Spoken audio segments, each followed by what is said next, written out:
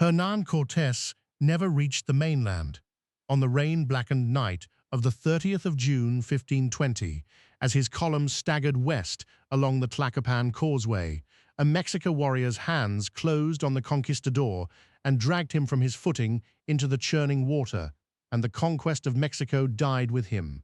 For decades, those of us who study the past have treated the fall of Tenochtitlan as something close to inevitable, a collision in which steel and sail and disease could only end one way.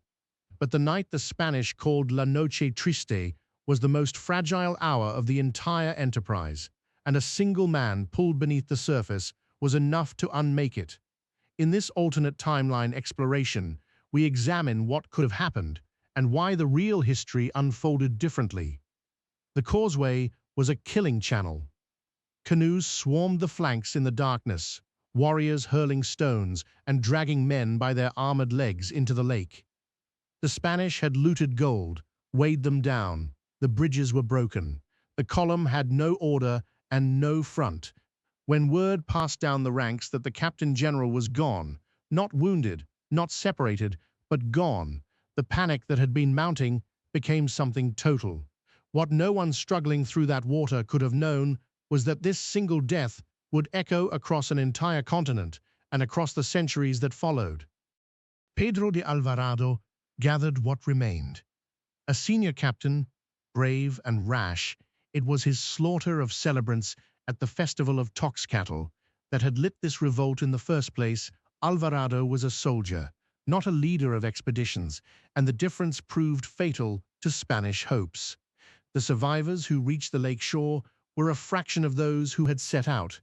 Men without horses, without powder, without the gold that had drawn them and the discipline that had held them.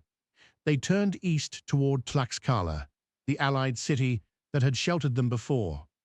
But the thing that bound the expedition together had drowned on the causeway. Cortés had been the indispensable knot, the man who burned his own ships at Veracruz, so retreat was impossible, who turned the rout after the Cholula massacre into momentum, who held Spaniard and Tlaxcalteca and ambition in one hand. Without him, there was no one whose word could rally the broken remnant into an army again.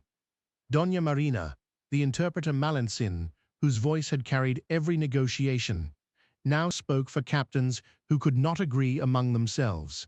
Relief parties coming up from the coast met messengers carrying news of catastrophe and turned back to the sea rather than march inland to die. The foothold did not consolidate. It dissolved. And then the sickness came, exactly as it had in our own history.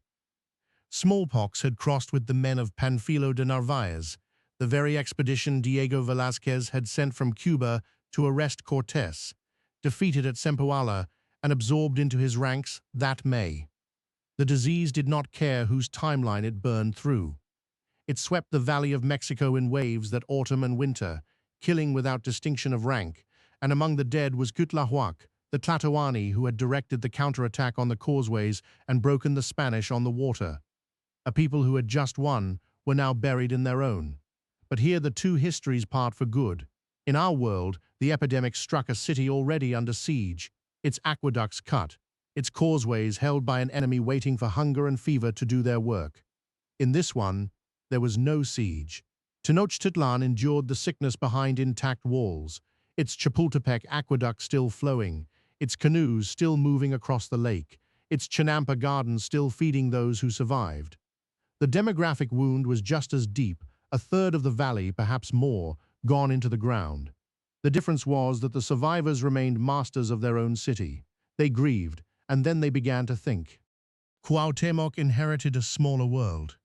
A young noble of the ruling line, he came to the rulership of a Tenochtitlan that had lost a Tlatoani to fever and a generation to two enemies at once, and the empire he held was diminished, frightened, and acutely aware that it had nearly ended.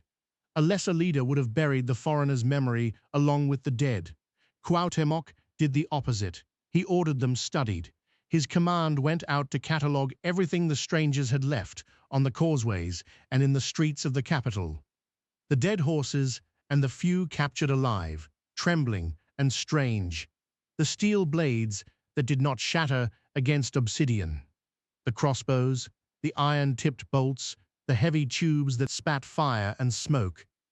And the prisoners, a handful of Spaniards taken in the rout, men who could be made to explain what these things were and how they were made. The war council of the Pipilton, the noble and priestly leadership of the city, gathered to debate a question no one in the Valley of Mexico had ever faced, not how to destroy the foreigners' weapons, but how to understand them. The reflective patience this required would shape everything that came after. But first, they had to keep the horses alive. The horses came first, because they were the hardest to replace and the easiest to lose. A handful of surviving animals, mares and a few stallions, were kept apart, fed, watched, and bred with a care that bordered on reverence. There was no magic in it and no speed. The first foals of the valley were few, and the men learning to handle them were learning from prisoners and from their own mistakes, falling and being thrown and beginning again. A breeding herd is the work of decades, not seasons, and the Mexica did not pretend otherwise. Iron was slower still. Captured Spaniards who had worked metal, or claimed they could, were pressed to show how ore became a blade that held its edge, knowledge that resisted easy copying, bound up in furnaces and fuel and techniques no Nahua Smith had reason to develop in a world of obsidian and copper. Progress was small and uneven. A handful of crossbows reproduced imperfectly, a few iron edges, brittle where they should have been keen, improving across years of failure. Gunpowder remained a mystery longer than anything else. This was not a people that matched Europe in a decade. It was a people that had decided deliberately to begin a climb that would take generations, and had bought the time to make it. The hardest negotiations were not with foreigners, but with neighbors.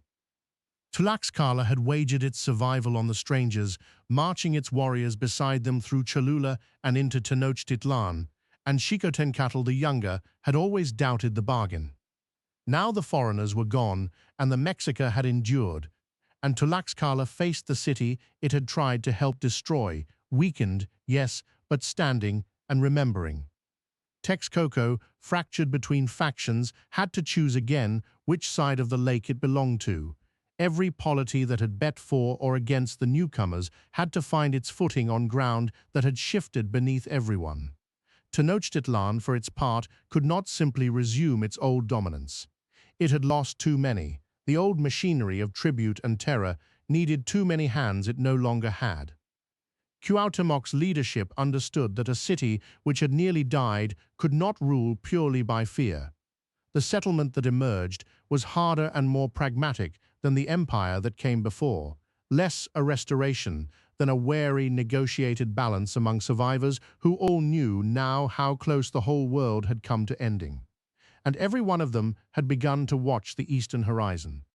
The questions turned outward, through coastal traders, through Maya intermediaries along the Gulf, and through the few remaining captives whose tongues Doña Marina's old craft had taught others to read. The leadership of Tenochtitlan began to assemble a picture of where the strangers had come from. Not from the sun, not from prophecy, from across the sea, from islands to the east, Cuba and the others, where more of them lived under their own lords, with more horses and more iron and more of the fire tubes than the few who had died on the causeway. This was the most important thing the Mexica learned, and it was the thing the real history never gave them time to grasp. The foreigners were not a sign. They were a people with a homeland and a direction, and they would come again. So the watching began in earnest. Lookouts along the coast, traders instructed to listen as much as to barter. A standing question in the councils of the capital, when, not whether. And then came the season that would test every year of preparation. When the European ships returned to the coast, they did not find what they expected. The captains who probed those shores in the years that followed had inherited the same story Cortés had, a story of a golden city to be taken by a few bold men, of natives awed by horses and broken by steel.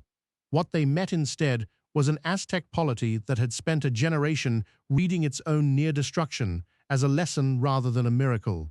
Riders on horses bred in the valley, warriors carrying weapons edged with iron beside the old obsidian. A leadership that knew exactly what the strangers were, where they came from, and why the last of them had died in the water. The advantages that had made the first conquest thinkable were gone. Surprise, the assumption of supernatural awe, the gold-blind alliances of polities who did not yet understand the stakes, all of it spent on a campaign that had failed. The newcomers still held the open ocean, and the long contest between two worlds was only beginning. But it would be a contest now between peoples who had each taken the measure of the other, rather than a conquest.